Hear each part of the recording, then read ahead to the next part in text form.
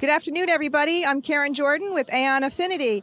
Lizzie Holgram is with me from Agility Recovery. She's going to talk to you today a little bit about power outage and crisis communication strategy. Thanks, Lizzie. Thank you. Hi, everybody. My name is Lizzie Holmgren. I am with Agility Recovery. I've been at our company about 4 years now.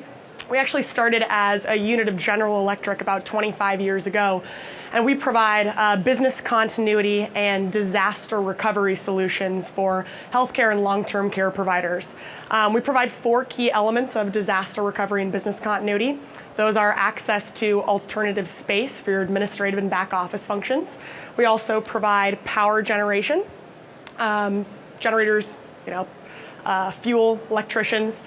Thirdly, we provide your basic computer systems, servers, computers themselves, phones, printers, fax machines, and finally we provide internet connectivity for phone and accessing electronic medical records if need be. So is this what you think of when you hear the term disaster? Interruptions can come in all shapes and sizes, but truthfully, disasters don't always look like the CNN newsworthy events that you see every day. Most disasters are far down the scale of severity. They still do make a tremendous impact. Some of the tiniest little interruptions could actually make a major effect on your organization, especially when you're talking about continuity of operations strategies. So in 2013, Agility recovered a little over 200 members nationwide, US and Canada. As you can see, 63% of those recoveries were actually power outages. Probably next down from that would be connectivity. Now, Superstorm Sandy was a really interesting event for us, not because it was necessarily the most devastating event, but because we had the largest membership, and we ended up recovering 112 organizations simultaneously through 8 states. Now, Agility's response during that storm was really interesting. 25 industries were served, from real estate and manufacturing to education and healthcare.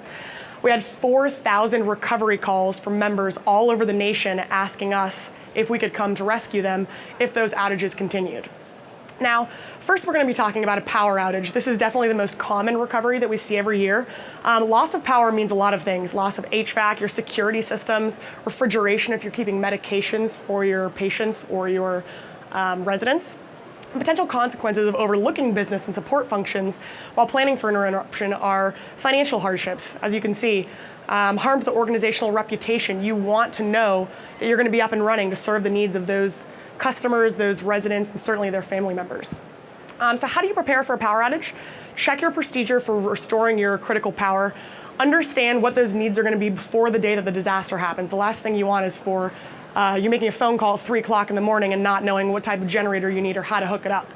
Identify critical functions to power. The odds of you actually recovering every single piece of your organization, from the residential care to patient care, might be different. You have to figure out what you want to recover first and foremost.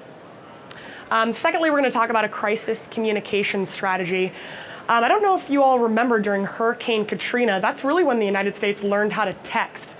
Back in those days, most people made phone calls during a recovery. Text messaging became incredibly important at that point because it was the only means of communication that pinged back and forth where you could actually receive those messages. Mobile networks. Do you have multiple carriers, mobile devices? Some of you may be on Nokia phones or Motorola, some may be on iPhones. Make sure to differentiate those.